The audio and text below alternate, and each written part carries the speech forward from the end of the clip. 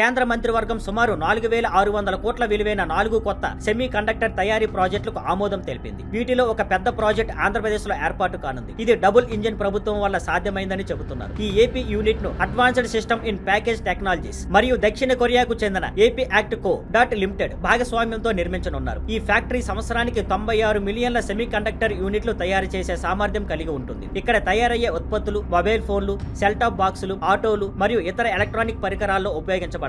ఆంధ్రప్రదేశ్ తో పాటు ఒడిశా, పంజాబ్ రాష్ట్రాల్లో కూడా ప్రాజెక్టులు ఆమోదించబడ్డాయి. ఒడిశాలో కాంపౌండ్ సెమీ కండక్టర్స్ మరియు అడ్వాన్స్డ్ ప్యాకేజింగ్ టెక్నాలజీపై దృష్టి పెడుతుండగా Punjab unit high power semiconductor ఉత్పత్తిని విస్తరించనుంది. ఈ 4 ప్రాజెక్టుల వల్ల నేరుగా 2,000 మందికి పైగా నైపుణ్య ఉద్యోగాలు, అలాగే ఎలక్ట్రానిక్ మ్యానుఫ్యాక్చరింగ్, సరఫరా శృంఖలలో అనేక పరోక్ష ఉద్యోగాలు సృష్టించబడతాయి. మొట్టమొదటిసారి ఆంధ్రప్రదేశ్ లో ఇంత అధునాతన సెమీ కండక్టర్ తయారీ యూనిట్ రావడం దేశీయ చిప్ ఉత్పత్తిని పెంచి దిగుమతులపై ఆధారాన్ని తగ్గించే దిశలో ఒక పెద్ద ముందడుగు.